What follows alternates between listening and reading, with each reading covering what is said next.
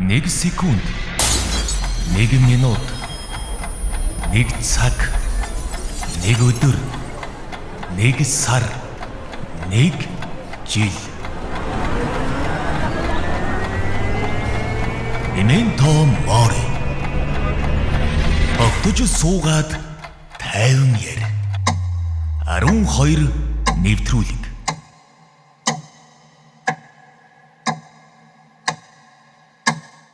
Нэвтрүүлгийн шинэ дугаар үзэгч, сонсогч та бүхэндээ хүрэхэд бэлэн болсон байна. Шинэ дугаар буюу 2 дахь дугаар та бүхэндээ одоо хүрэх гэж байна. 2 дахь дугаарын зочноор би нэг тем юм уншсан. Хүний амьдралын түүхийн зураач гэгддэг юм байлээ. Таныг бол ер нь таныг биш хөрөг нийтлэл бичдэг хүмүүсийг бол амьдралын зураач гэдэг гэж одоо дүгэндээ хэлдэг гэх юм уу. Тэгэхээр яг хүний түүхийн амьдралын зураач буюу сэтгүүлч Баттар Жингц гэгчигээ урьдсан байгаамаа. Тэгээд урилга хүлээж аваад саналд зөвшөөрөөд одоо хурж ирсэн танд маш их баярлалаа. Шинэ нэвтрүүлэгтээ урьж зочноор ярилцгаар намайг авчирсанд бас би баяртай байна. Тэгээд радио хүлээн авагчдынхаа энэ өдрийн амар амгалан гэрээ ийм мэдчилгээ хизээ нэгэн цагт би радиогоор хэлнэ гэж ерөөсөө бас төсөөлж байгаагүй. Тэгээ радио хүлээн авагчдынхаа гэсэн чи бас их содон сонсогдож шít. Бид нар нөгөө байнгын сонсогчдоо гэж ярьсаар байгаад суурдчих. Яг намайг радио идэвхтэй сонсож байх үед радиогоор хүмүүстэй тэгжл мэдчилдэг гэсэн. Та миний мэдхийн яг энэ телевизийн ч юм уу дүрстэй нэвтрүүлэгт зочноор орсон их цөөхөн баха. Дандаа нөгөө ийм уламжлалт тийм ээ. Одоо бичлэгийн төрлийн ч юм уу сонины сайтын ярилцлагын нэвтрүүлэгт бол орж исэн юм байлээ. Урд нь ийм дүрстэй нэвтрүүлэгт зочноор та оролцож байсан уу? Нэг орсон баха. Нэг сайтын Live TV эзэг юм. Сайтын дүрстэй хөтөлбөрт орж исэн. Ер нь бол намайг ямар хүмүүс урьдаг вэ гэвэл мэдээч сэтгүүлч хүмүүс урьдаг. Тэгтээ тодорхой хэмжээгээр надтай татна харилцаатай гэх юм уу? Илүү ойр мэддэг хүмүүс дууддаг бах тий.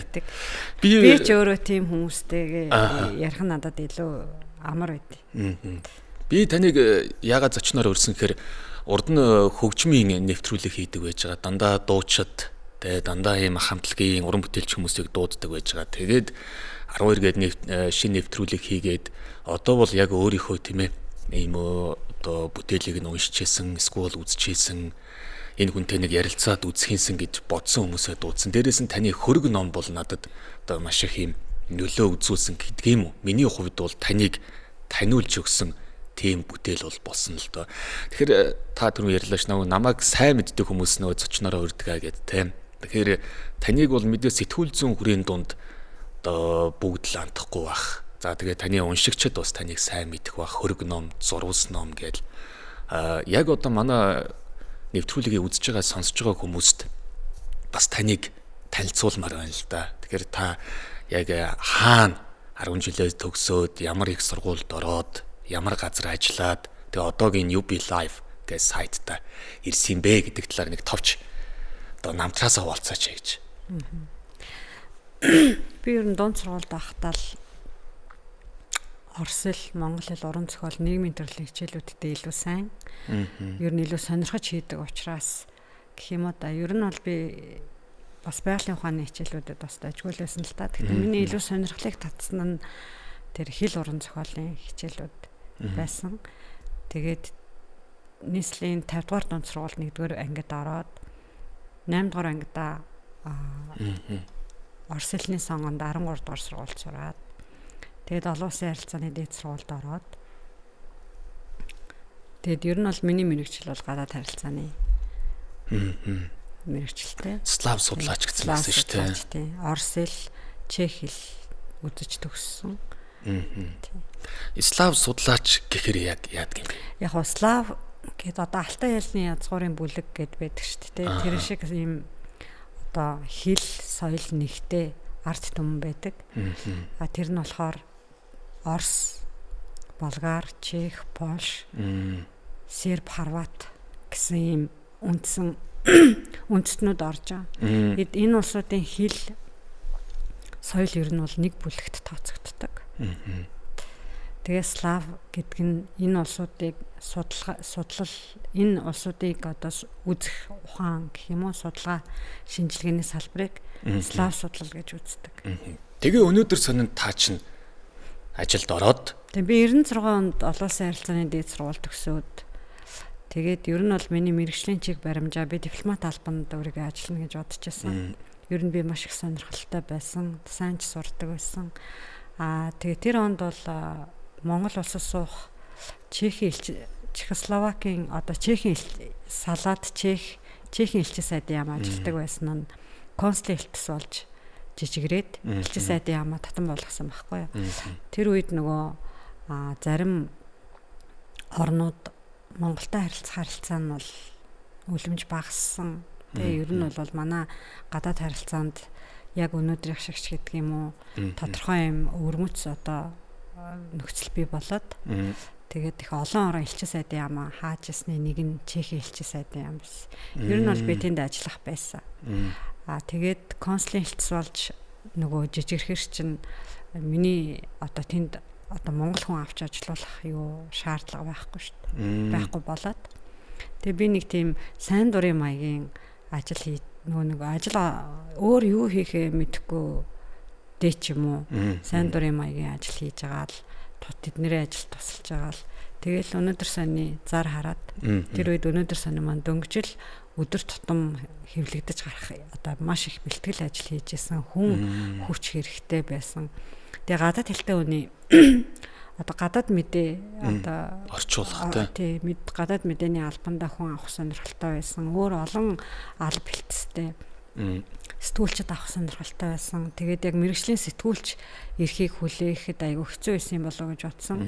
Тэгээд ер нь бол бичих сонирхолтой, бичих чадвартай гадаад хэлтэй хүмүүсийг ер нь авах сонирхолтой байх тэр зараар л би очсон. Тэгээ би шууд л одоо мэдээ сурвалжлага бэлдээл тэгж чадахгүй шүү дээ. Тэгээд гадаад мэдээний албанаас эхэлсэн. Би чинь яг таны нөгөө зочноор урьдчаал мэдээж нөгөө урьж байгаа зочноо жоохон судлаа шүү дээ, тийм ээ. Тэгээд би таныг хөрөг номыг ч уншичаад сэтгүүлч хүн юм болов уу гэд тухайн үед мундаг сэтгүүлч байна гэсэн яг мэрэгжил нь болохоор таних олон улсын харилцаа тэгээ эзэмсэн мэрэгжил нь тэгээд сэтгүүлч мэрэгжлийг би таныг практик дээр яг гоё эзэмшээд өөр юм болгоод авчтэй. Тэгээ өнөөдөр сонин гэдэг тэр том айл бол таныг маш сайн бэлдсэн болов гэж бас бодсон байхгүй юу? Яг өнөөдөр сонин маш том одоо сэтгүүл зүүн хэвлэл мэдээллийн маш том үнэхээр том редакц байсан. Тэр дотор ороод одоо хин нэгний одоо шав болно. Тэгтээ хурдан биш бол гарна. Өнөөдөр сонд очиод одоо хин нэгэн болохын тулд өөрөө бас суур мэдлэг боловсрал авиас чадвар тий бас амбиц байх хэрэгтэй. Би зүгээр л нэг гадаад мэдээний албаны хүн гээл одоо мэдээ орчуулчаал яваад исэн бол би бас тэнд үлдэх боломжтой эсгэч мэдэхгүй байна. Одоо төсөөлөхөд бол ямар ч байсан маш хурдан сайжрах, хурдан өөрчлөгдөх. Тэгээд тэр процессд бол мэдээж надад хүн тусалж исэн. Одоо манай пүүж эрхлэгч байна, радиогийн захирал байсан да дараа. Лэгдэнгуй, Монхоо эрхлэгч, за манай Батбаатар эрхлэгч, Болормоо эрхлэгч, Даваад орч гэл ер нь тэр хүмүүсийн бүтээгдэхүүн гэж болно.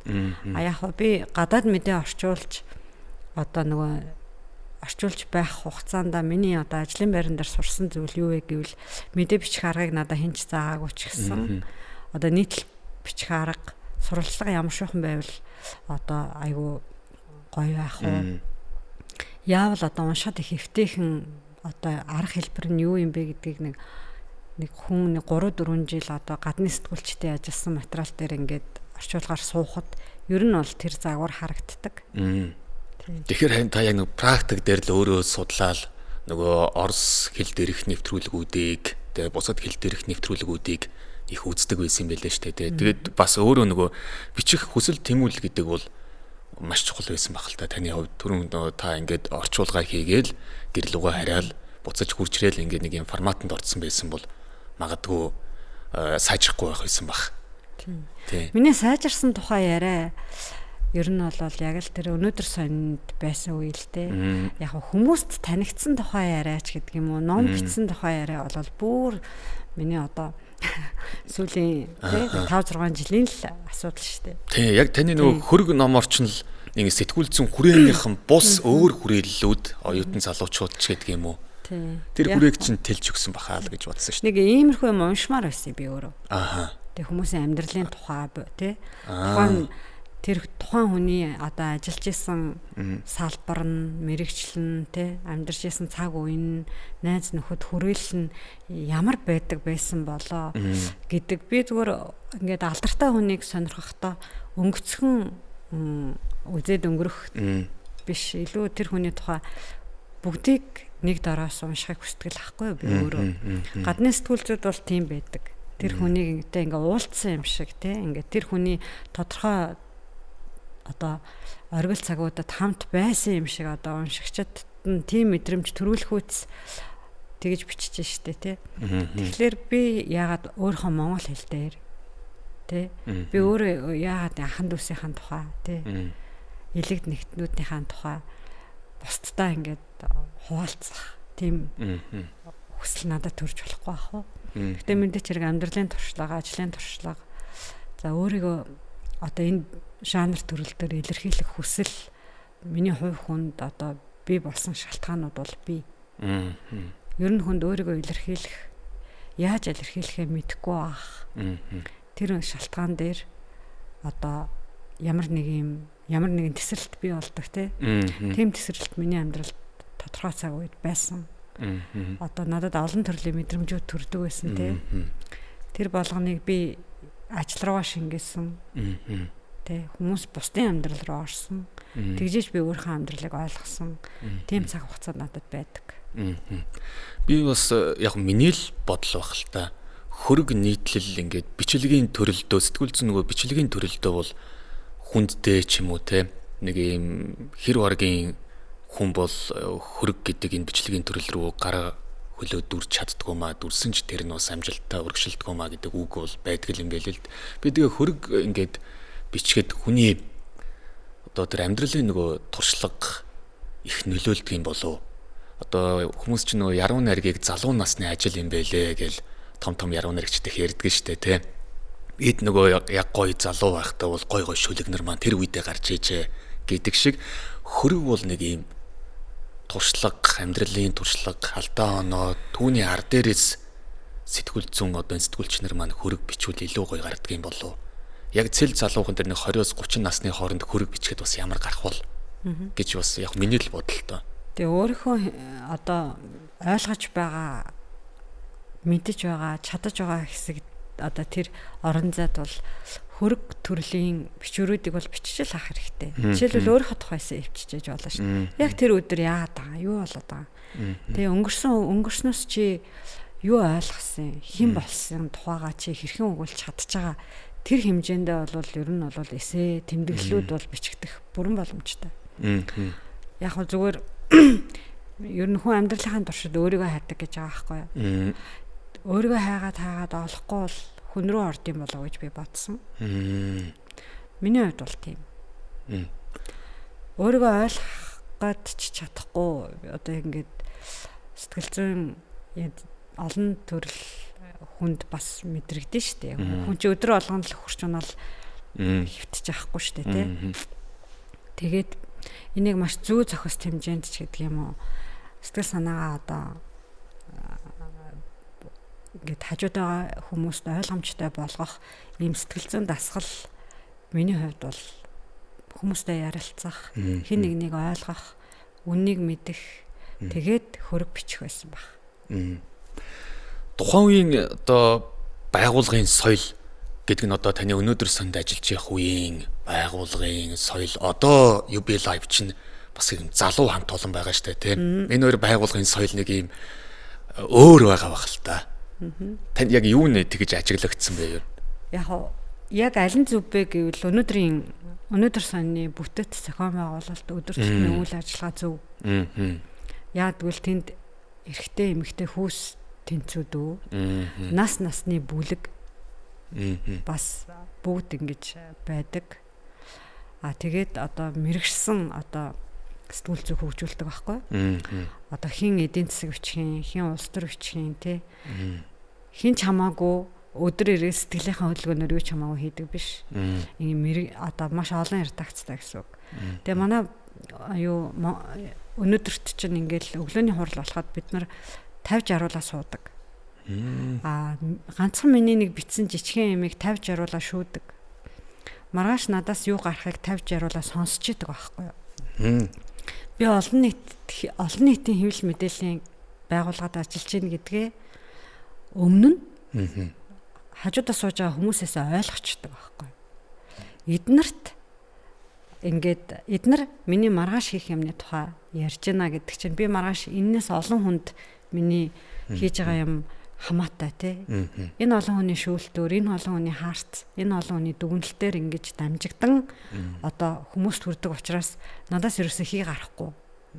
Тий. Би муу байх ерөөсөө аргагүй болж хувьсан өөрчлөгдөх тэр одоо шат дамжлах чинь өнөөдөр сонд байсан байхгүй.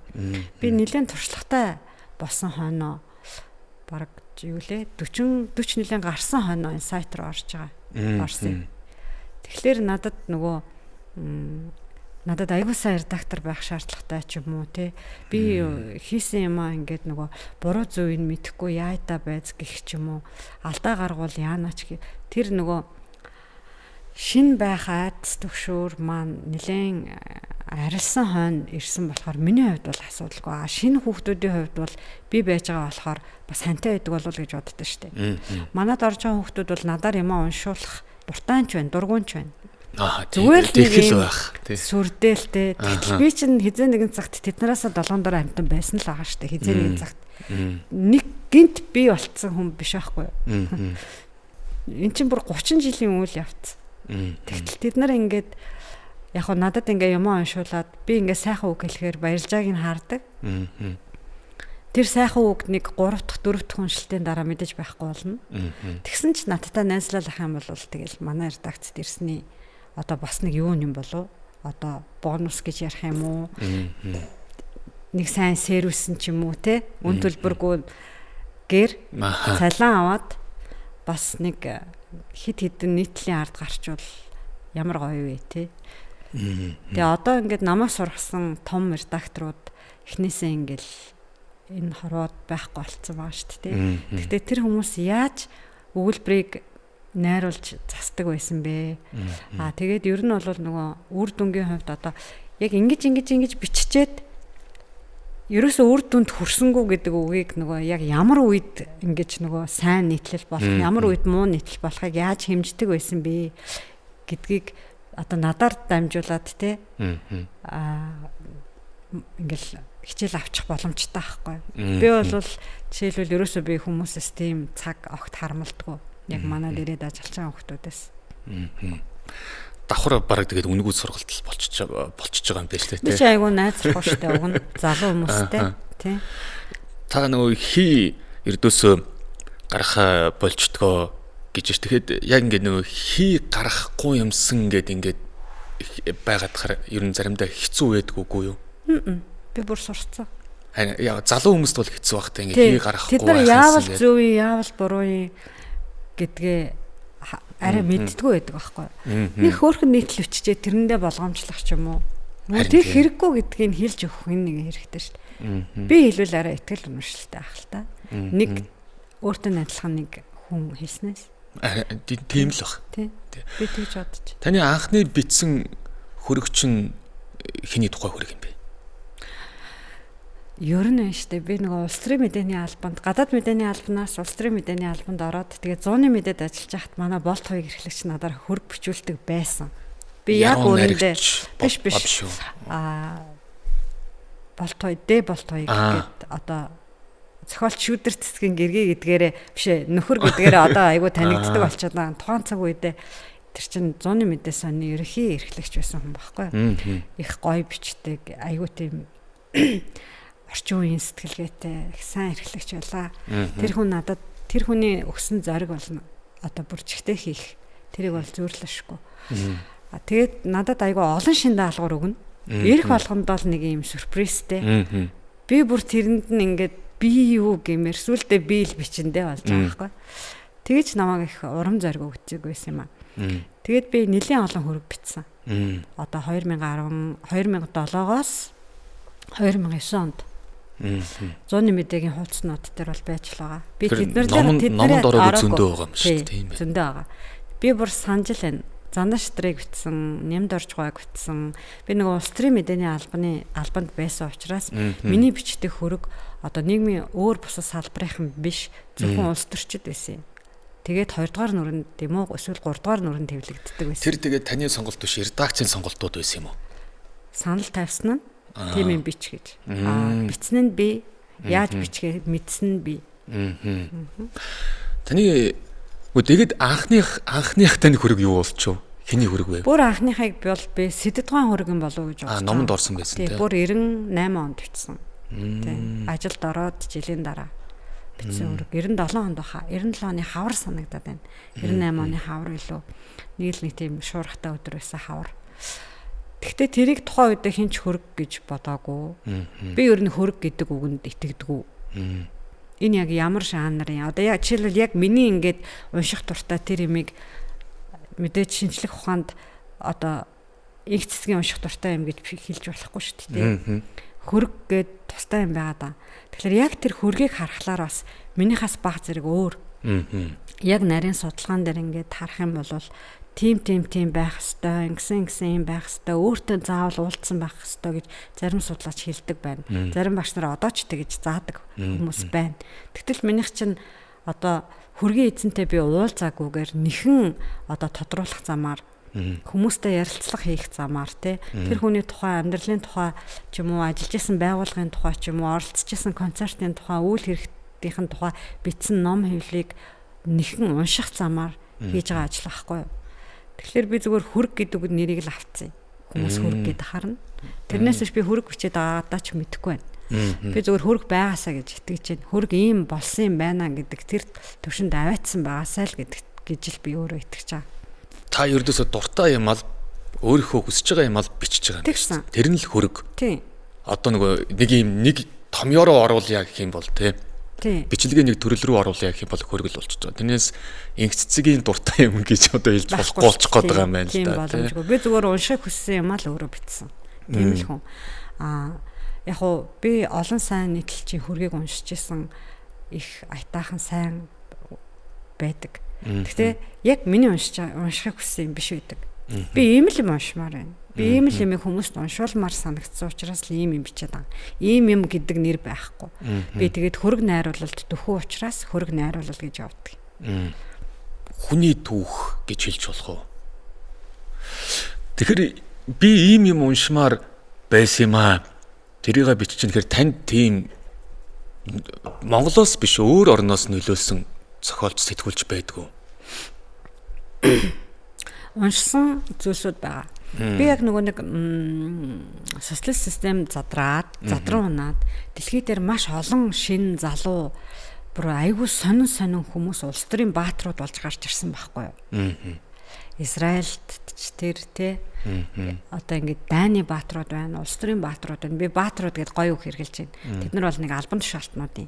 Тэгээ тэр хүмүүсийг нөгөө энэ хүн хинбэ гэдэг таниулах чиглэсэн ч гэдэг юм уу тийм пропаганда биш. Яг сэтгүүлчдийн цэвэр сэтгүүлчдийн бүтээлүүд гардаг байсан юм. Би тэрийг уншаад би хизээч тэр дайны бааtruуд хинбэ мэнбэ сонирхгүй. Би илүү Мадонна ч юм уу Майкл Джексоныг сонирхдаг хүүхэд байгаа шүү дээ. Гэхдээ тэр битсэн хэв маяг нь намайг ингээд бүр сорондтон татдаг байсан байхгүй юу? Тэр хүмүүсийн алдаа оноо, тэг сэтгэл зүйн байдал, за гэр бүлийн байдал, өссөн орчин, эцэг эхээс авч исэн одоо нөлөөллүүд, сайн муу нөлөөллүүд тэ оюутан бахта ямар одоо гэмт хэрэгт орж исэн тэ зодоонуудын хийж исэн гэд ингээд тэр хүнийг ойлгохыг хүссэн хүн болгонд өгсөн тийм гоё одоо танин мэдгүй юм шиг тэ одоо юу гэх юм түүх мөх гэхээр би мэдгүй байна. Би ер нь юу ч хэлж мэдгүй. Зүгээр л миний бичсэн зүйлийг л унш. Энэ бол айгуул миний хүссэн л гоё юм. Тэгэл би дурлан хийдэг. Таны нөгөө зурвас хөрөг хоёр ч нь бол ойрхон гарсан штэ тий. Тэгээд хөрөг гараад таны хөрөг ном нилээд олны дунд ингээ уншигчд олон болонгууд нь та араас нь ойрхон зурвасаа гаргачих гэж бодсон юм уу? Эсвэл зүгээр төлөвлөсөн байсан юм уу? Тэгээд зурвас ч нь орсон тэр бүх юм урд нь бичигдсэн байсан зүйл юм уу? Хөргийн дараа бичигдсэн зүйлүүд юм уу? Бүгдээрээ урд нь бичигдсэн битгий хэл. Бүр нөгөө нэхэн дурсаж битсэн тийм зурвасууд байхгүй юу? Нөгөө амьдралын ингээд тодорхой он жилүүдэд миний амьдрал тохиолдсон айгуу чухал намайг бүтээсэн, тэ намайг уйлуулсан, намайг ерөөсө хинч биш болгосон өдрүүд гэж надад байна штэ. Тэр нь 20 жилийн өмнө, 30 жилийн өмнө байгаа штэ. Би тэр үеэ ингээд надад юу мэдрэгдэжсэнийг би бас мартаж болохгүй. Тэгж битсэн ийм зурвасууд байхгүй, одоо эссе бичвэрүүд байхгүй юу? Тэгээд яг хоо эмэгтэй хүн чи их яасаа ахтар нууцтай ч байдгийн те. Тэгээд шууд тэр намайг тэгээд би ингээд гэж хүн бичгээр надад айгуу тийм халтар санагдаад байгаа байхгүй юу? Энд чи амьдрал штэ те. Миний амьдрал, миний дурсамж, би дурс хүндээ, нэртэй, хаягтай, тус царайтай дурсаж чадах боловч бичгэд ингээд хүн уншихад ч гэдэг юм уу байж болох хамгийн илэн далангуй төвшөнд тэгтээ тийм жаахан нууцтай тэгж бичсэн дурсамжууд байдیں۔ Бичсэн он сар нь одоо жишээлбэл нэг 17-оос нэг 23 оны хооронд бичигдсэн. Тэр дотор аюул олон жилийн өмнө болсон үйл явдлууд ч байгаа. Зүгээр яг одоо надад яагаад тэр үйл явдлыг бодоход одоо ч миний зүрх дэлсдэг тий одоо ч миний нулимс гардаг тэр одоо мэдрэмжээр л бичигдсэн гэсэн үг. Хөрг нам руу буцаад ороход ихэнх нь ийм урлаг соёлын хүмүүс байсан те. Харин тий. Яага харин тийм юм бол. Харин яа тийм болоо. Ихэнх нь өөрөө тайсгол нэг урд нь энэ номонд ороогүй хүмүүсийн хөрөг бол дийлэнх нь улс төрийн хүрээнийхэн байсан гэж тэгжсэн шүү дээ. Тэрхий их улс төрчдийн хөрөг өчөөд уйдсан юм билгүй. Тэгээд илүүтэй ийм нөгөө амьдралыг нь ойлгоход айгүй их юм уналт бусалттай. Ер нь авиас бэлэг гэдэг чинь их тийм хүнд хүсэшгүй л тавиланг бий болгодог тийм зүйл юм уу гэдэг тэр өнцөг надад нөгөө авиаснуудыг сонирхлыг бий болгосон баг. Маш их гоо сайхан төрөх, маш их авиас бэлэгтэй төрнө гэдэг бол хүний нүдний хор, хүний одоо шүдэнд орсон мах шиг амьдрах тийм ганцаардлыг ч юм уу тухайн эзэндээ тулгаж идэг. Тэгсэн ч гэсэн тэр амьд хувь тавиланг ингээд амьдрын гэдг нь яг юун тухай байдаг вэ? Тэгсэн ч гэсэн ажиллаа хийгээл, тэгсэн ч гэсэн өглөөгөрөөсөө гараал тий.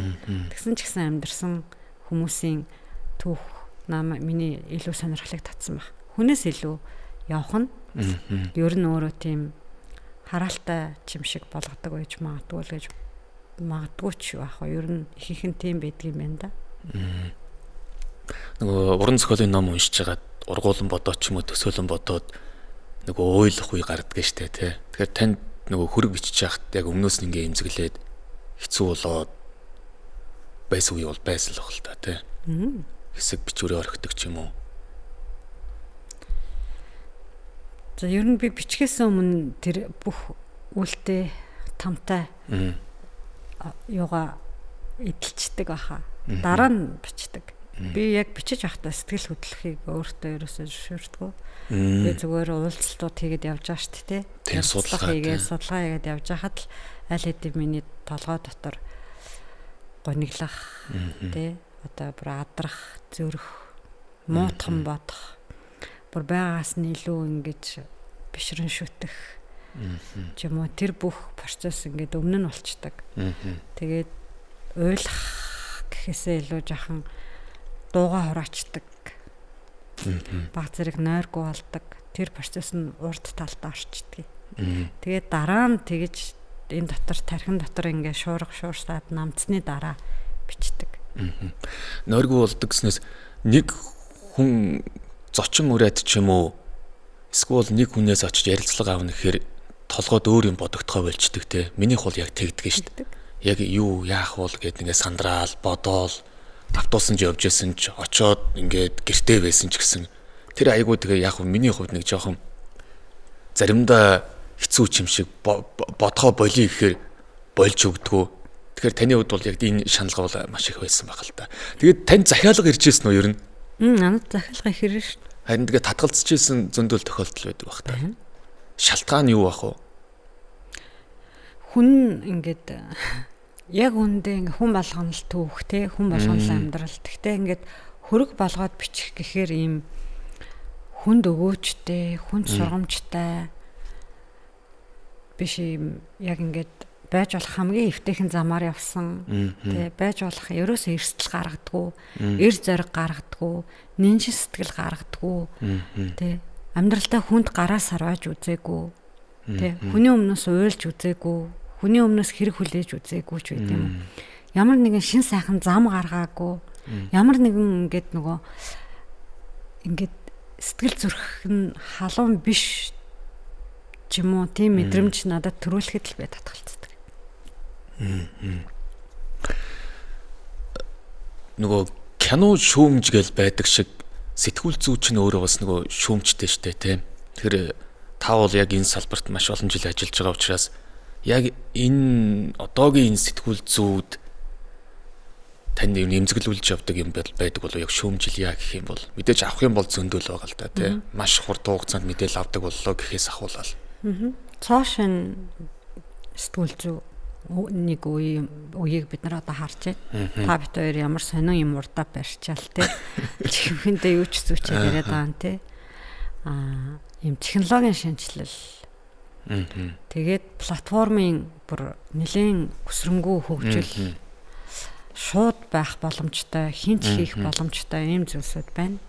Энэ дээр одоо ур чадвар, тэгээд мэргэжлийн сэтгүүл зүйн тодорхой хэмжээний тэг, канон өмнөх одоо уламжлалт одоо сэтгүүл зүйн онл практикаар бол энэ нь ерөөсөө юм мэдгүй зүйлсүүд бий болж байгаа байхгүй.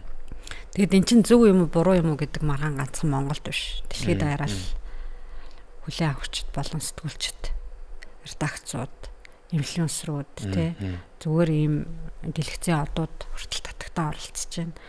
Ер нь чиг хандлага нь нэг хүн медиа байж болох юм шиг хүлээн зөвшөөрөх.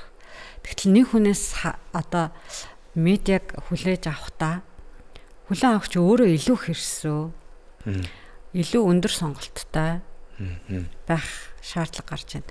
Би маш үнэн бодит одоо ёс зүйтэй ийм хэвлэл сонгомоор байна гэвэл тэрийг л сонго.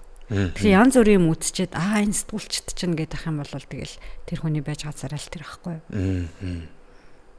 Асуудал ийм зүйл тус руу хувьсан өрчлөгдөж байгаа. Тэгэхээр хинч ямар ч тэнэглэлээ цацаж болох нь байна.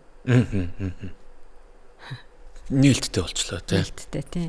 Гагцгүй тийм юм үзчихэд сэтгүүлчд гэд орилоод ивэл тэгэл тэр орилж байгаа гарын л хэмжээнд тэр нийтээр нь дүгнж болохгүй л гэсэн үг шүү дээ тийм ээ. Тэгвэл ялган салах боловсралтай ах хэрэгтэй. Мэдээллийн боловсрал одоо зөвхөн сэтгүүлчдийнх биш. Бүх нийтийн болж байна. Юу үзчихэд, юу харчаад өөрийгөө өмүүлээд байгаа тий. Юу үзчихэд, юу харчаад өөрийнх нь сэтгэл зүйн ингээд өөрчлөгдөд байна. Тэгээ дуртай болохоор тийм үзээд байгаа юм шүү.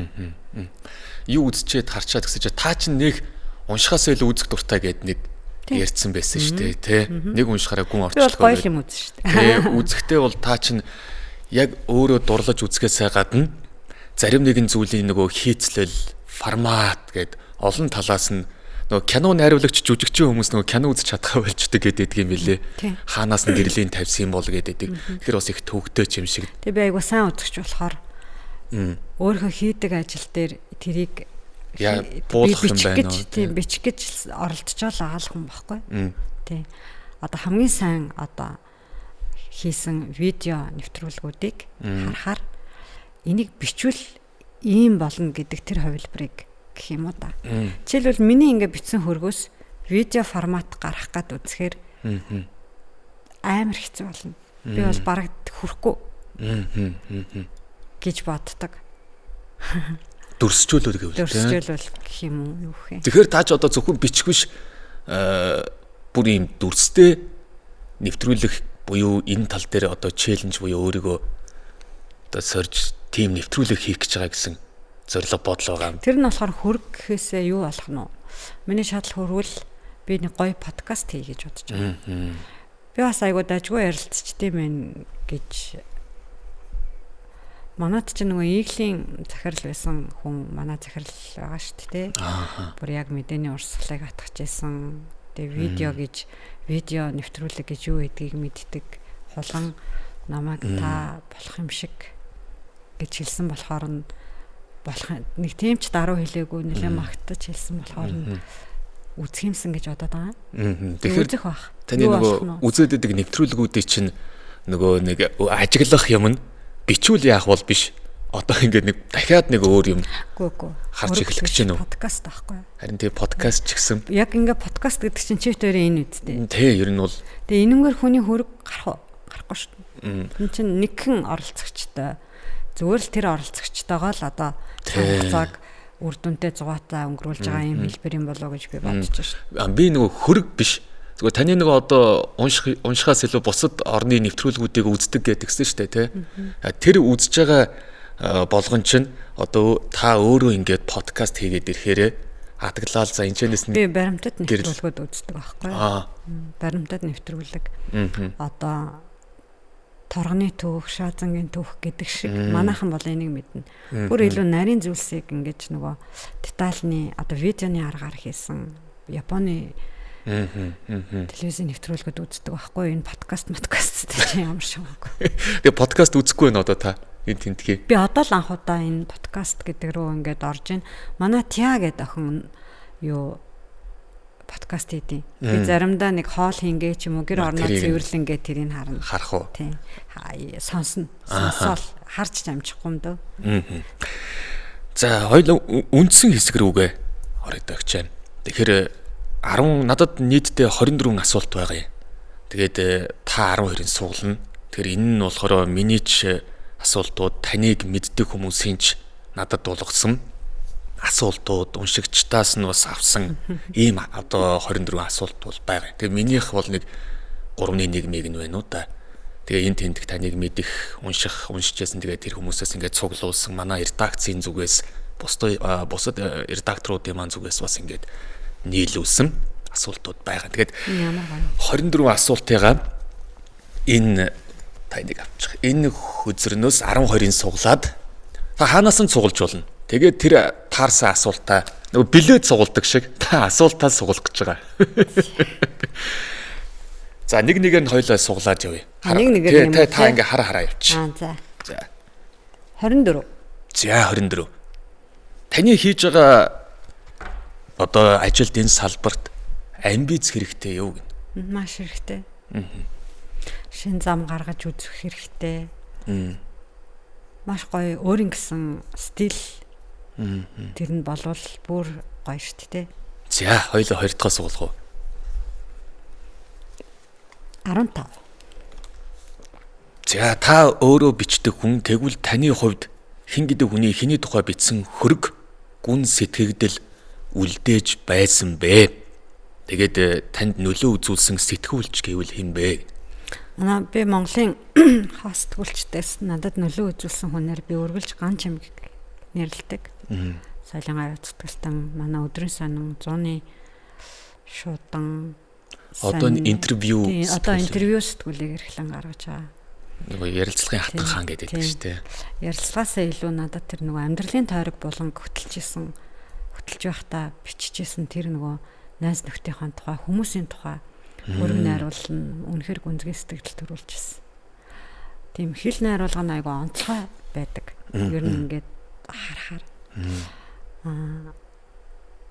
яруу найраг биш мөртлөө тэр чинь үргэлжилсэн одоо ингээд тий нийтлэл найруулал өчөж штэ.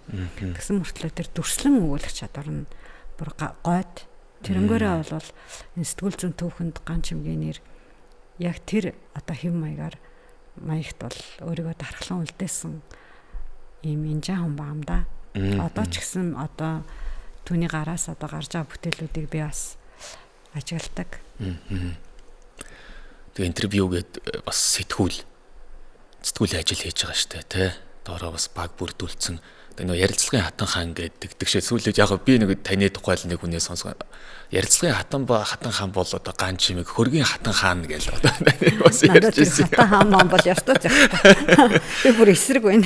Та нэгэд гаан чим гэдэг хүнтэй ер нь хизээ анх ингэж яг нүүр тулж танилцж ярилцж байсан юм бэ? Нилээн хаан. Тийм байсан тий. Нилээн хойно.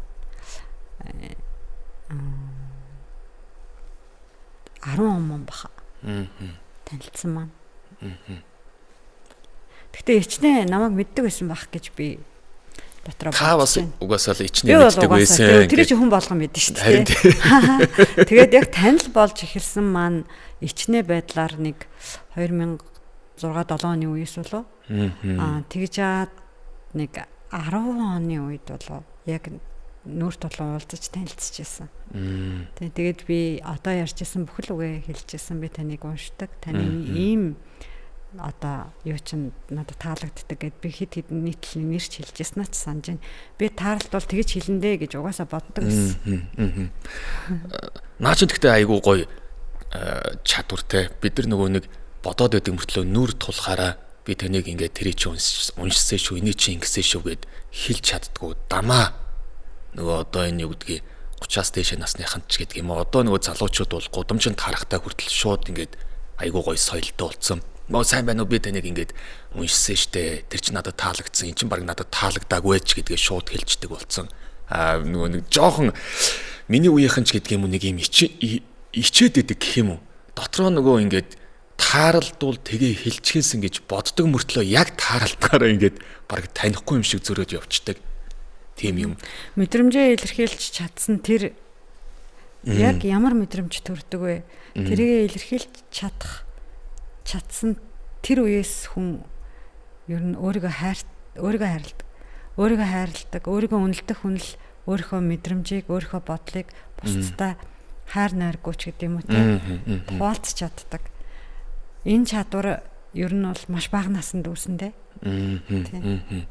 Ганчмиг нөө сэтгүүл чинь би шүлэг бичдгийн сүлд мэдээж шүлэг бас айгүй гоё бичдэг юм байлаа. Маш гоё юм энгийн мөртлөө нэх гоё. Та шүлэг бичдэг үү? Үгүй яа. Би нэг шүлэг бичсэн шүү дээ. Амар гоё. Тэгтээ акокенцо ийм шүлэг байдаг гэнэ ихээр за дахиад энэ миний шүлэг гэж нэрлэхэж болиё л гэж бодсон. За хоёлоо 3 дахь асуултаа суулгах уу? За. 7 гэн. За 7. Бүх нөхцөл нь ингээд бүрдэх юм бол гинэ. Энэ бүх нөхцөл нь гэдэг нь болохоор ингээд таны одоо санхүүгийн ч юм уу те одоо бүх баг хамт олон бүрдээд Монголоос биш өөр орноос хин нэгний хөргийг бичих байсан бол ямар гоё юм бэ? Хиний хөргийг бичих вэ гэсэн байна. Энэ таныг нэг уншдаг хүнээс л ирж л дээ. Кевин Костнер. Кевин Костнер ийм нэгдүгээр зэрэглэлийн од дотроо их тийм татгшаага тэгээд хүн чанар энтер надад тэр Bodyguard гэдэг кинонд тоглосон шүү дээ. Тийм би хамгаалагч. Тэр цагаас эхлээд одоо крашлсан гэх юм уу? Юунд нь гэхлээр тэр хүний нэг тийм нууцлаг бүрхэг тэгээд тэгсэн мөртлөө ингээд хизээч хилээгүй зүйлтэй ч гэсэн айгүй юм илэрхий тодорхой байж бат зогсдог. Яг хоо ажил нь л би хамгаалагч л да. Тэгтээ тэр магадгүй амьдрал дээр ийм бусдыг хамгаалах, бусдад зүрхээ өгөх, зориулах тэг тийм байж магадгүй гэсэн гордлого одоо эр хүнээс хүлээдэг гордлогууд бүгдээрээ ингэ нийлээд Кевин Костнерыг би крашлаад хийдэг гэж магадгүй шүү. Тэг ер нь зүгээр амьдрал дээр те эр хүнээс хүсдэг тэр хүслээ тэр киноноос болоод тэрнээс хараад тэгээд дам крашлаад идэг гэж магадгүй. Хэрвээ надад тийм боломж одоо санхүүгийн те одоо явах, багаараа ажиллах яах юм бол би Кевин Костнерын тухай аягүй гоё ном бичиж чадах байхаа. Яад бол надаа суурн ингээ бүрэлдэчихэд байгаа хгүй тэр хүнийг сонирхох. За хариулт авсан баха. За дараагийн асуулт байл. 2. Яа 2. Ажиллах арга барилаасаа гинэ хөрөг бичих процесс чинь ямар дараалалаар яаж явдаг юм бэ? Хамгийн их цаг судалгаанд ордгоо. Маш их дуншиж байж дууссан хөрөг гэвэл гинэ. Ажлын арга барил гээл тэгж. Та ерөнхийдөө бол яг би таныг нөгөө урдны нэг ярилцлагын уншсаа чинь ер нь нэг 7-оос 10 хоног гэж хэлсэн үгүй юу? Тэгээ одоо би бүр айгу уддаг болцсон байлээ. Нөгөө сайн хийх юмсан гэд хичээхэр нөгөө хичээх тусам ийм комплекс үүсээд байгаа байхгүй ажил дээр. Сайн хийх юмсан гэж боддгоо бах та. Зүр хийж үзэх юмсан гэж боддгоо бах та. Харин илүүтэй хурдтай байжээ. Тэгээд ингээд өөртөө нэг сайн хийх юмсан гэдэг ч угна айгу гоё бодол мөртлөөсөө надад жоохон дарамттай болчиход тэгэл нэг дутуу юм шиг, дулмиг юм шиг ерөөсө болохгүй байгаа юм шиг санагдав. Энэ юу ингээд өөрийгөө ингээд төвгээд идэг байхгүй. Тэгээд одоо ч баг нэг хөрөг надаас 3-7 хоног моног болж гарч шүү. Тэгээд дараа нь айгүйх юу ачих юм. Нөгөө дараагийн хөрөг мөргөө орох тэр юу одоо зориг, урам зоригч гэдэг юм уу нэг хэсэгтээ бас байхгүй болчих юм. Тий. Би тэгээд бас нэг ойрхон хөрөг бичих дургу. Тэгэхээр маш их нөгөө шавхаж чинь гэсэн үг үү те? Өөрийгөө нэлээд би өөрөө л улам муу болох байх. Тий. Улам сайн болохгүй байх гэж бодоод байгаа шүү дээ. Тий. Тэгсэнд орвол юу зүгээр мэдээдтэйгээ бичээл тий. Тэгшээ холоон захирлын редакцаас өгсөн тэр нөгөө нэг жижиг ажил одоо жижиг ажлууд гэж хэлж болохгүй шүү дээ. Тэр чинь бидний өдөр тутмын ажлууд юм чи би очиж бас тэр мэрэндээ оролцоод тэгэж явж байгаа хоорондоо нэг би батарейгаа бас хангалттай цэнэглээд хамгийн гол нь дурлах хэрэгтэй. Энэ нэг тийм үүрэг даалгавраар хийдэг юм бас биш. Тэгээд тухайн үндэ аягүй дурлах хэрэгтэй. Тэгээд тэр дурлж байгаа тэр сэтгэл хөдлөлөө бас дарах хугацаа хэрэгтэй.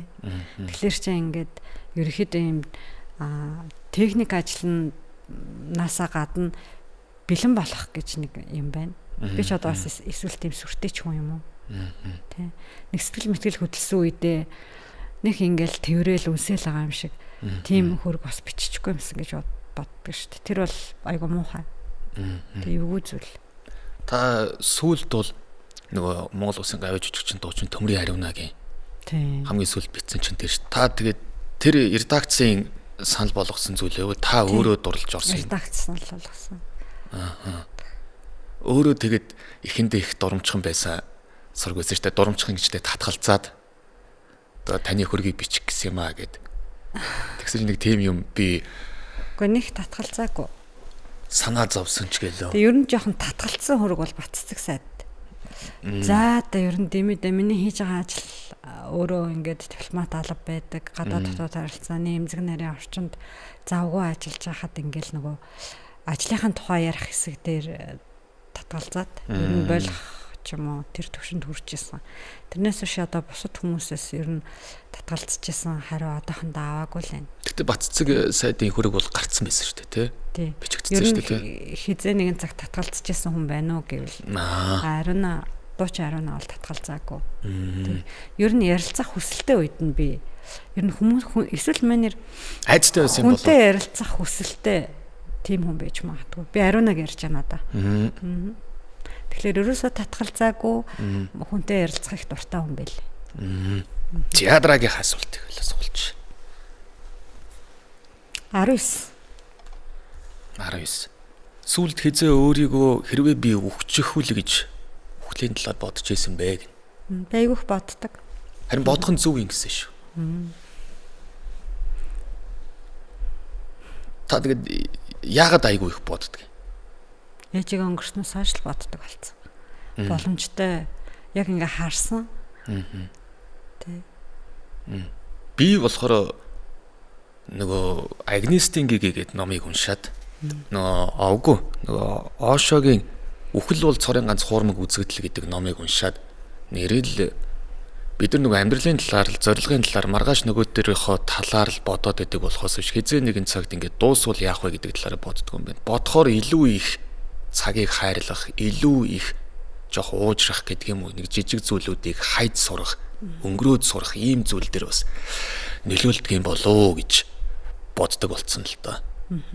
За хоёлаа дараагийнхаа тэгвэл. Сугалах уу? Энд дээр дахиад нэмж танд ярих юм байна уу? Үгүй яг би нэг ер нь би хоёр талаас их өндөр настай удамтай.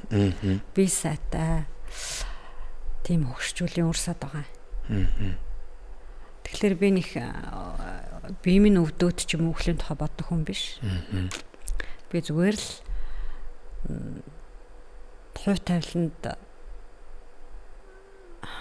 миний хувь тавиланд ч гэдэг юм уу эцэл залгуураа өнгөрсөн хүмүүс оролцоотой байна. Тэгээд хамгийн хайртай хүнээ ингээд тэ хизээч дэргэд байхгүй мэдээж хэрэг ингээл хүн мөх биш гэдгийг одоо ямар ч тэний хүн л мэднэ. Гэхдээ ер нь хүн чинь тэр тухай ерөөсө тэрний дараах өдөр хоногуудын тухай ерөөсө бэлддэггүй гэх юм уу. Тэгээ би одоо бас жоох хөвгттэй. Тэгээд би эхлээд би өхлийн тухай бодох нь зөвхөн өөр дээрээс илүү бас хүүхдэд бодсон юм. Хүүхд маань бага байна гэдэг бодлоос хэрвээ би байхгүй болвол өхөл гэдэг тэр талаар айгүй юм. Одоо л нэг намайг айлгадаг бодол биш. Би эхэндээ айгүй эвгүйцдэг л байсан энэ бодлоосаа.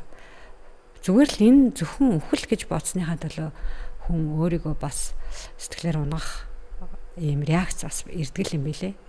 Тэ бодоод хахаар энэ айгүй энгийн тэ зүгээр л нэг нар туссан талбайгаар алхаад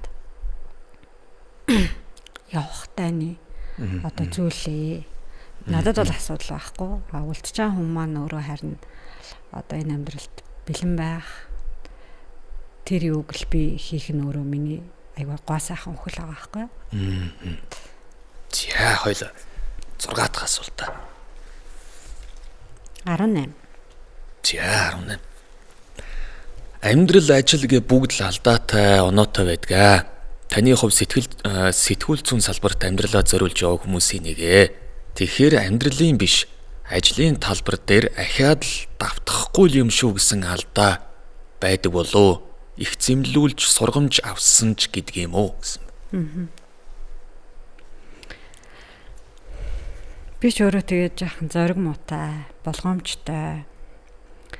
Ер нь бол нөгөө онц сурж ирсний хариуд ч гэдэг юм уу. Ер нь альва одоо судалж байгаа хичээл үдсэн одоо авсан боловсролынхаа хэмжээнд нэг тодорхой хэмжээний нэг тийм байж болох ба байж болохгүй зүй зохистой ба зүй зохисгүй сайхан ба муухай сайн ба муу тухай ийм шугам надад ер нь суудсан байхгүй юу. Тэгээ би бол одоо голгоо муухай алдчихсан тохиолдол надад үнэхээр байдгүй.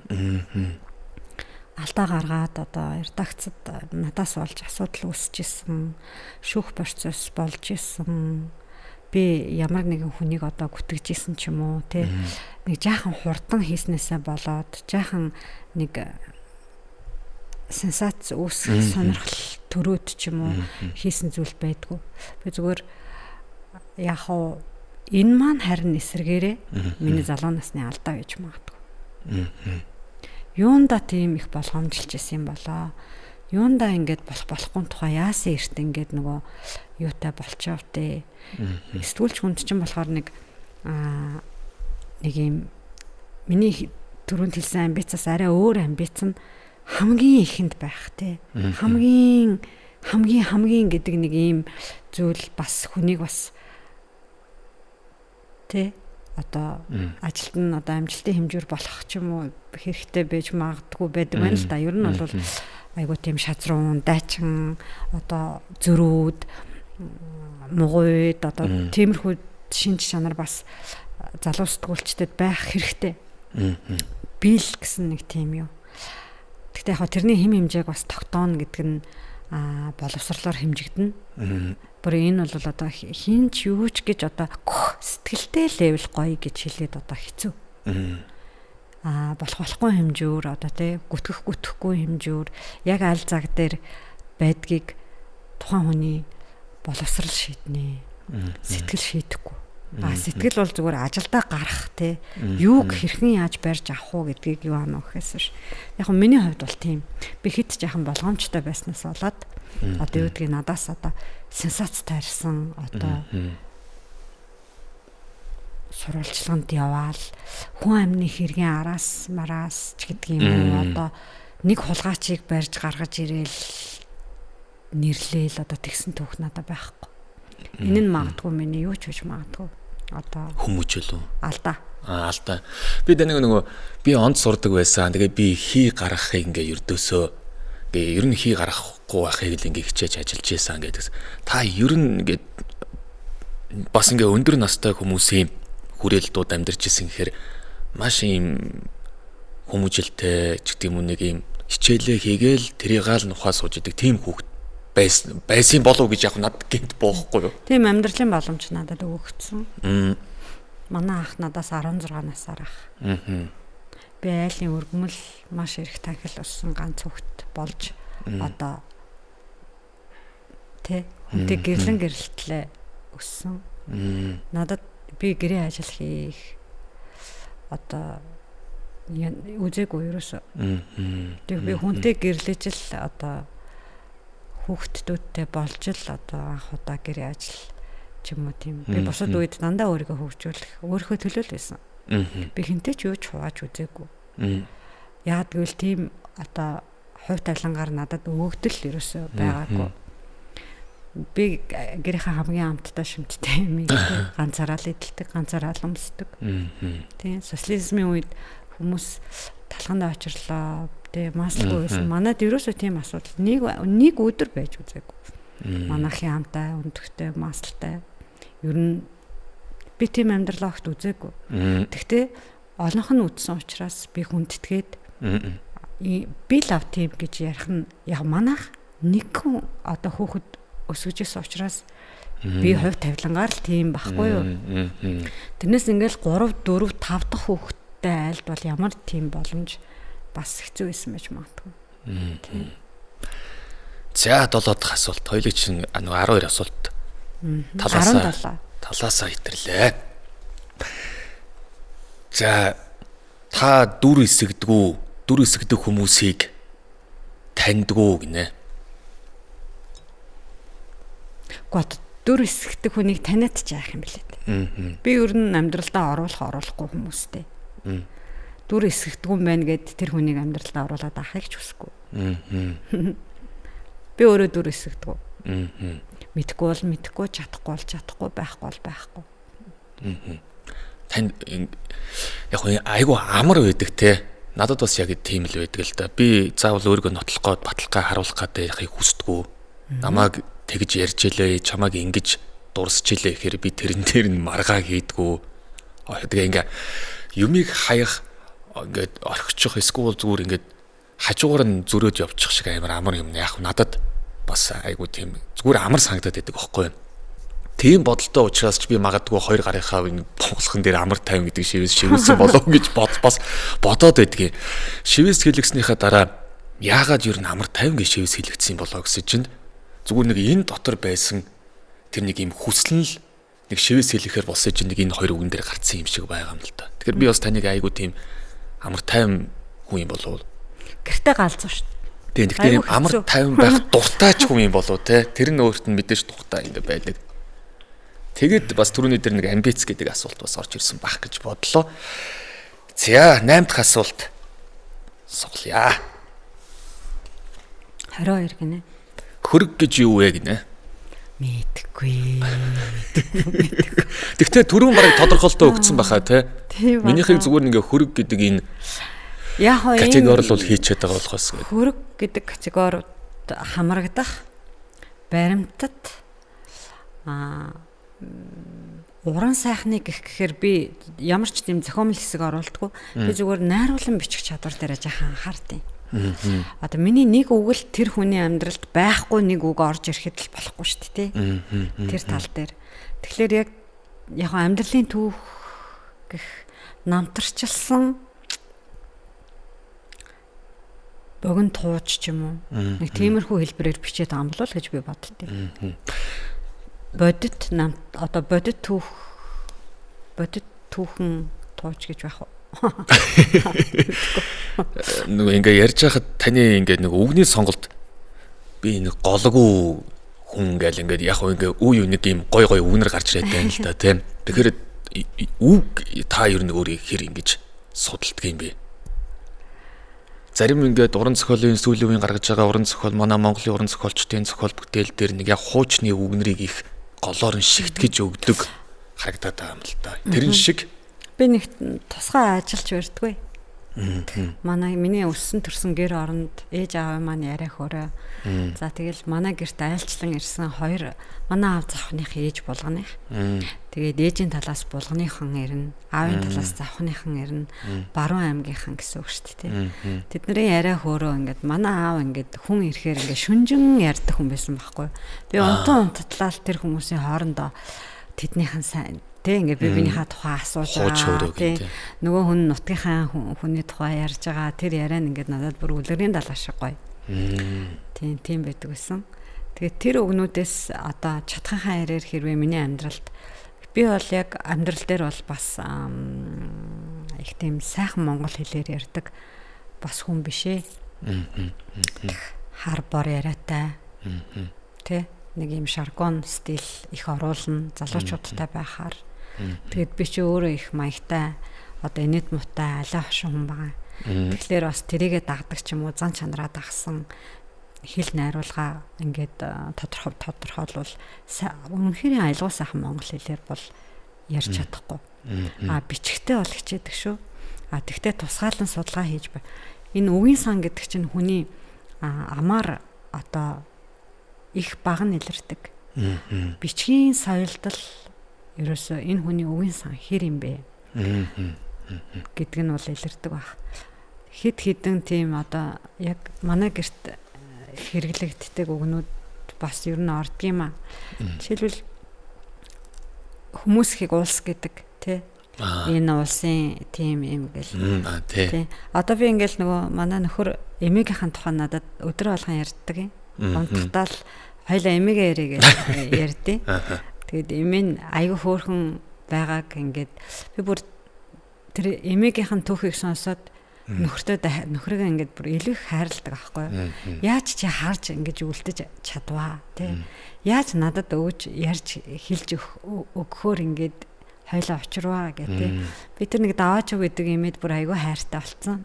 Тэгээд хоёлаа арай болохоор нэг жоохон эртгэн ор моронд орсон үед хоёлаа эмээгээ ярья гэл тэгэхээр манай нөхөр ч гэсэн аягүй дуртай. Тэгэл хэдэн 100 удаа ярьсан ч гэсэн би ерөөсөө өөддгүү тэр эмээгийн тухай яа. Яа тэгэл нөгөө тэр эмээгээс насны үед манай аав ээжээс хамаагүй ахмад хүн учраас нөгөө миний мэдхгүй хөвшин хүний нөгөө юу би ингээд мэддэг байхгүй юу. Нэг яриа хөрөг гэх юм уу да. Тэгээд нэг юм эмгэн хүн гэдэг чинь ааштай байна те. Аашрахуу байна. Ууртай байна. Бас хайртай байна. Тэгээд тэр дүр төрхийг нөгөө ярьж байгаа тэр нөхрийн маань хэл надад их сайхан санагдтыг. Тэ. Би бүр захиалтай шүү дээ. Одоо тгий шүү, ингэ шүү. Одоо тэрийг яар гэд. За, 9 дахь асуулт. 16. За. Та хүний хувь тавиланд итгэдэг гэдгээ гин. Таны амьдралд эргэлтийн цэг болсон үйл явдал он цаг гэвэл хизээ болоо оюун санааны хувьд ч гэдг юм уу гэсэн байна. Би хүний хувь тавиланд итгэдэг гэдэг тэр өгүүлбэрийг хэлэхдээ би тэр хүнийг өөрчилж чадахгүйгээр тэр хүний хувь тавилан байгаа. Зурагдсан. Тий, зурагдсан. Би илүү сайхан болгож ч юм уу муутгаж бичих эрхгүй учраас би тэр хүний хувь тавиланд итгэх л ёстой гэдэг утгаар юу асан. Яг тэр шиг миний хувь тавиланд одоо оролцдог хүмүүс байна. Чи оролцож чадахгүй, өөр хэн ч оролцож чадахгүйгээр надтай нөхцөлдөн барилдсан гэр бүл гэж байна те. Тэгээд энэ хүмүүс л миний хувьд чухал байхгүй юу? Би энэ хүмүүсийг өөрчилж чадна. Би энэ хүмүүсийгт нөлөөлж чадна. Хөрөг бичиж байгаа хүмүүсийнхаа хувь тавиланд бол би ямар ч нөлөөгүйгээр зөвхөн л итгэх байр сууриас сайн бичнэ. Тэгэхгүй ингээл би нэг гойчилж чадах юм шиг те. Би нэг хурц болгож чадах юм шиг байр сууриас бичгэл юм бол энэ бол гэмт хэрэг. Зохиох юм бол гэсэн үг. Бас тэр хүний амьдралыг би редакторлж чадахгүй. Би тэр хүний амьдралаас юм хасаж чадахгүй, нэмж чадахгүй. Өөр болох гээд, илүү өөрийнхөө сэтгэлд хүрэх гээд те. Би өөрийгөө олж чадна штэ. Тий. Энийг жоохон амьдралаа ингэж өөрчлүүл яад юм бэ?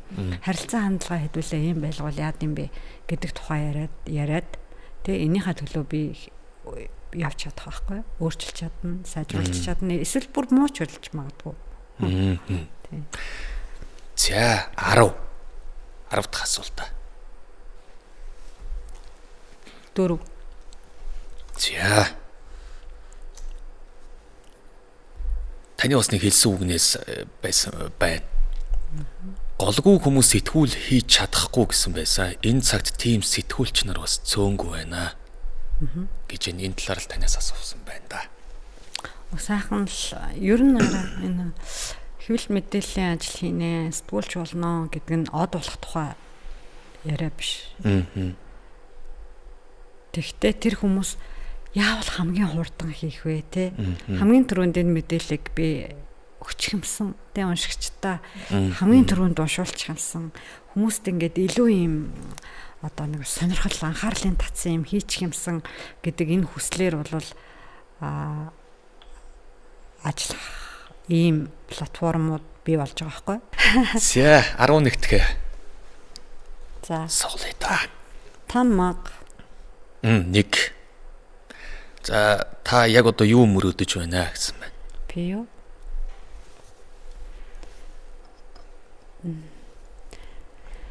Мөрөөдөж зөрөөдөөгүй юм байна. Зүгээр би одоо тэгвэл мөрөөдөө л та.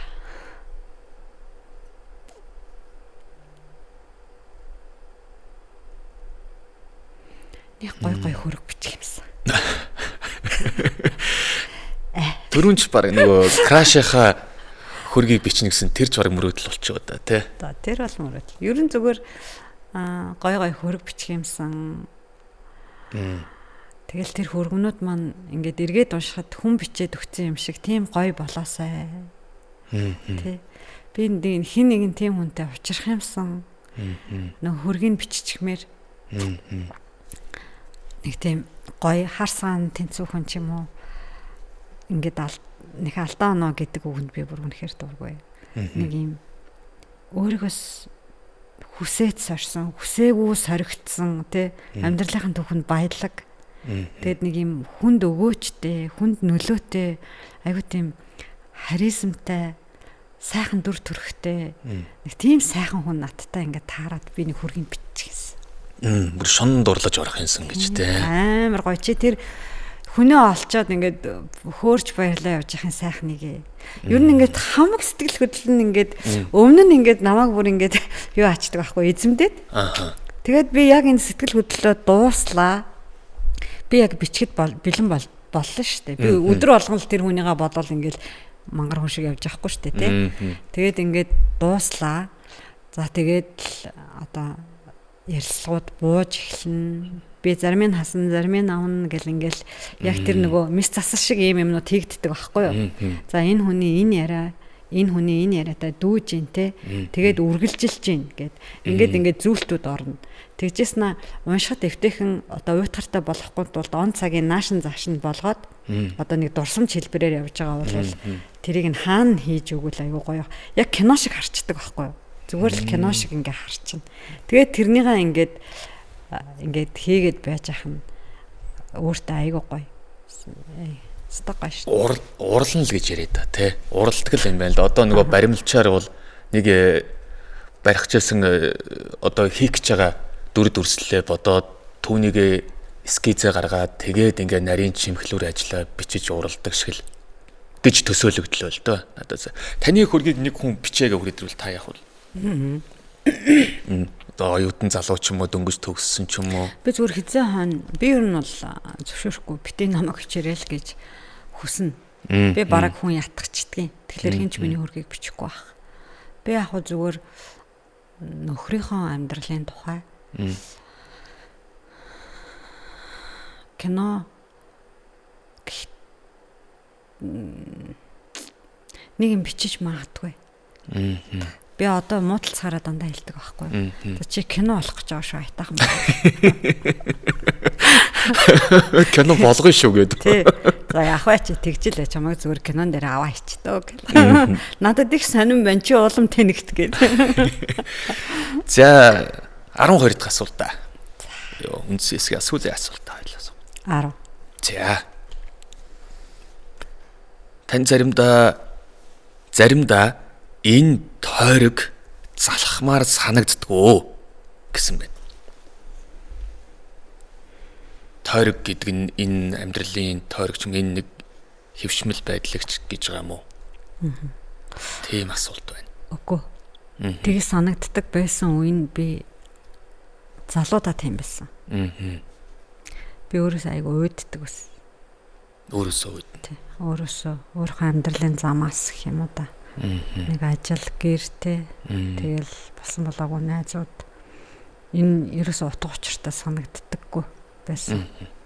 Яг хоо тухайн үед миний сэтгэлийг одоо тогтлуулж те цаг хугацаа айгүй амархан өнгөрч байгаа мэд одоо намайг баясгадаг байсан зүйлс мэдээж миний залуу наснд би л те.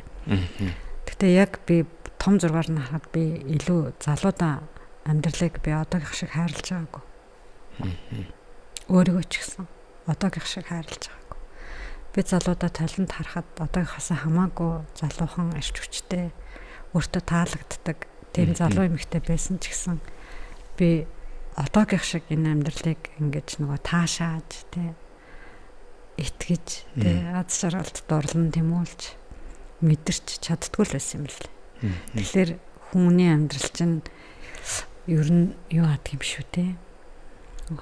Гэр бүлтэй болох, өөр хүүхэдтэй болох, хамтдаа байх тусам одоо эндээ утга учирын илүү ер нь зүгээр хүн болсон утга учираа аав ээжийн гэрт өссөн тэр дурсамжаа ингээд яг ингээ харчаар илүү юм хайрлалт юм болоо та гэж би бодож. Тэгэхээр би одоо ерөөсөө энэ циклээс залахгүй байна. За үндсэн нөгөө 12 асуулт маань ингээд шовтарч байна. Одоо дараагийн нэг хэсэг жижигхэн хэсэг байгаа. Миний юм харьцуултын хэсэг одоо байгаа. Энэ хоёр зүйлийг хооронд нь харьцуулаад та нэгийг нь сонгох боломжтой бол нэгийг нь сонгоод явна гэсэн үг. Блиц юм байна те. Эмэгтэй хүний хөргөө, эрэгтэй хүний хөргөө. Эрэгтэй. Тань тайлбараа яагаад гэж асуувал.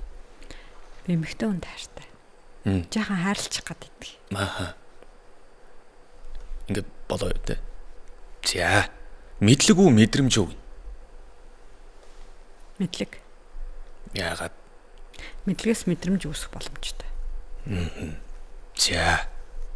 Цаасан хэвлэл үү, дижитал хэвлэл үү гэдэг. Цаасан хэвлэл. Та яг нөгөө би тэгтээ дижитал хэвлэлд ажиллаж байгаа тий. Тий. Тэгтээ бид нар чинь жилд сэтгүүлээ гаргадаг. Гэрэг тий. Тийм гэрэг сэтгүүл маань New York Times-ийн Монгол дахь түнш. Ер нь Азийн цөөн сайн түншүүдийн нэг болж байгаа шүү дээ. Тэгээ тэр сэтгүүлээ харахаар гоё байдаг. Тэгээ бас би ном гаргадаг. Энэ чинь бас цаасан хэвлэл тий. Уламжлал. Тий, уламжлалт. Улаанбаатар руу хөдөө юу гин? Залуу хүмүүс бол Улаанбаатартаа гоё. Би бол удахгүй хөдөө явна. Хөдөө явах хаа. Бүр суурин амьдрах юм уу? Өөрийгөө таних амарх нь уу, бусдыг таних амарх нь уу гинэ? Өөрийгөө таних хэцүү. Тэгэхээр бусдыг таних амархан. Өөрийгөө олно гэлдэг. Ер нь зарим хүн бол өөрийгөө олохгүй байж байгаа дуусчт юм шүү дээ ч гэдг юм бэлээ. Зарим нь амархаач гэдэг юм. Хүн ер нь өөрийгөө мэддэг. Гэхдээ тэрийг илэрхийлэх зориггүй л байдаг. Хүн өөрийгөө тийм бах. Тий. Өмхий санаатаагаа мэднэ. Хулгайчаа мэднэ. Худлаа харьцаад байгаагааж мэддэг мөртлөө. Зүгээр тэрийгээ нөгөө илэрхийлж чаддгүй. Тийм зориг байдгүй дээ л байдаг. За хоёлоо таны нэг хоёр зургийг бэлтцээ. Ерөнхийдөө нэвтрүүлэг маань шовтрахт өгч байна. Тэгээд энэ зурган дээр юу ярих вэ гэхээр зүгээр та яг энэ зургийг хаана хизээ ямар үйл ажиллагаан дээр зургийнхаа нэг товч түүхийг яриад өгөөч л гэж байгаа. Тэгээд хоёр зураг л байгаа. Эхнийхэн зургийг энэ зургийг энэ хэдэн онд ямар одоо түүхтэй зураг юм бэ? Энэ шүтэ энэ нөгөө их хурлын байнгын ороо оролцдог танхим. Хэдэн он бэ энэ? Энэ хааштай 2000 за яж нүдний шил тааруулсан гэдэг чинь 5 он. Тийм 31 настай инх цэцэг сууж байна. Тийм. Тэр үе 2005 онд ийм богино шатлсан ус, нарийнхан хөмсөг, раамгүй шил зүүдэг байсан байна. Над үлзий төгсөгчтэй их төстэй харагдсан шүү дээ. Би одоо нөгөө хараагаа тэглүүлсэн байхгүй. Шил ер нь их олон жил шилцсэн тий. Тэгээд нэг цантдаг барьдаг тий. Шилтэйгээ унтдаг, мунтдаг. Төвхтөлтөө шил бол. Тийм тийм. За хоёр дахь зураг нь бол байгаа. Яг надад их тийм гоё санагдсан. Тэгээд зургийг ингээ авцсан зураг л байгаа юм л да. Энэ тийм миний гэрт байгаа. Манай гэрэг сэтгүүлийн залуучууд надад бэлгэлсэн. Энэ яг энэ зургуудыг ахуулж байгаа энэ студид ахуулсан зураг бах те. Үгүй энэ манай дээр өөрийнхөө юунд ажил дээр. Тэгээ номны чин cover. Тэгээ номны cover-ын зураг авах гээд. Тэгээд ананд маань яг өөрийн гэсэн тийм супер студиуч гэсэн өөртөө хэрэглэслүүд гэрэл юмараа ингээд авсан байхгүй. Ананд гэдэг нь танаа. Манай фото зурагч юм тий. За. Тэгээд энэ нэг ингээд нэг үсээ ингээд нэг янзлж авах хооронд авсан болохоор айгуу тийм. Тэгээ энэ зураг бас надад их гоё санагдсан. Тэгээ энэ зургийг ахуулж байхдаа номныхоо cover-ыг бас ахуулсан юм байна да гэж би харж байсан байхгүй. За ингээд нэвтрүүлэг маань одоо дуусах тийшээ хандсан байна. Тэгээд урилга хүлээж аваад санал тавихад ингээд саргалалгүй танд бас санал тавихдаа би бол айжил байла. Яах бол гүүгчих болоо. За тэгээ ирэх болоо гэл. За тэгээ юу ярьж суудаг юм блэ ч гээд ингээд айгүй толгооноос гарахгүй хэд хоног явж байгаа байхгүй. Нэг ингээд зочингоо бодоод нөгөөтг нь зөвшөөрөхөөр яах бол гэл нэг амьсгаа дэвэр хэд хоног явсан. Тэгээд танд хурж тогтоод суугаад тайван хамтдаа сайхан ярилцсанд маш их баярлалаа. Тэгээд нэвтрүүлэг маань төгсгөлд нэг хүсэх зүйл маань та дараагийн зочин санал болгооч гэвэл хин гэдэг хүнийг санал болгоод тэгээ ямар асуулт хамгийн түрүүнд асуух болоо гэж.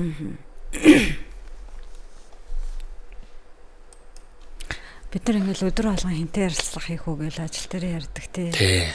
Би өчигдөр яг ажилд харж явах үед манад орсон, шинээр орсон айгүй айтайхан биччихэр нэг сэтгүүл шинээр ирсэн байхгүй. Тэгэл хөшөө нэг гоё ярилцлага хийх юмсан гэж би бодож байгаа гэж хэлсэн чинь тэр охин бас би ч гэсэн хүнээ хайгаад ерөөсөө нэг таамтай нэр олдохгүй байна гэд. Тэгээ би орой ч гэсэн бодоод байсан. Тэрэнд хэнийг санал болгох вэ гэл. Тэгээ радиогийн нэвтрүүлэгт. Би саяхан за одоо тэр хүний ярилцлагач зөндөө гарсан юм билээ дээ.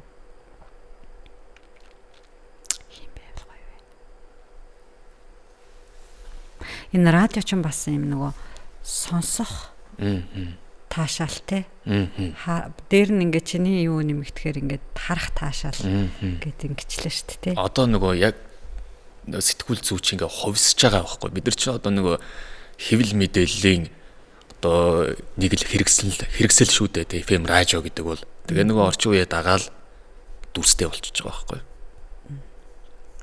Тэр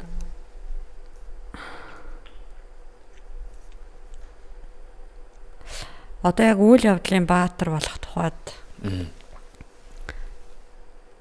Хэро Баатартай ярилцдаг бол бас сайхнаа тий. Бас одоо надад ялалт жүжигчин их сайхан санагддаг.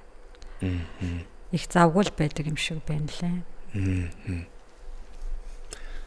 Та жишээ нь жүжигчин ялалтыг ингээд урьж оролцуулвал хамгийн түрүүнд чи байх та юу гэж асуух бол асуулт нь. Олон жилийн дараа театрын тайзан дээр эргэж ирсэн. Тэ. Драмын театрын жүжигчин болоод удалгүй ингээд гарав бололтой. Юу болоогүй. Тэ. Нэг 2 жүжигийн гол дүрд тоглоод тэгээд гарчихсан. Ер нь дэлгэцийн уран бүтээлч гэдгээ ойлгосон уу? Зэрэгцүүлээд явах боломж байгаагүй юу гэж бас асуумаар байна. За баярлалаа танд. Тэгээд тун удахгүй бас таны хийх гэж байгаа дүрстэй подкастыг нь бас хүлээж сууя. Тэгээд ажил, амьдрал бүх зүйлд нь сайн сайхан бүхнийг хүсэн өрөөё. Баярлалаа. За. Сайхан нэвтрүүлэг байна. Би зарим асуултанд чинь бүрэн хариулсангүй дээ. Зүгээрээ тэгээд заавал бүрэн гүйцэд ханах албагүй шүү дээ, тийм ээ. За хамтдаа байсан сонсогч, үзэгч та бүхэндээ маш их баярлалаа. Тэгээ 12 нэвтрүүлгийн энэ удаагийн дугаар өндөрлөж байна. Дараагийн буюу 3 дахь дугаараараа дахиад уулзъя.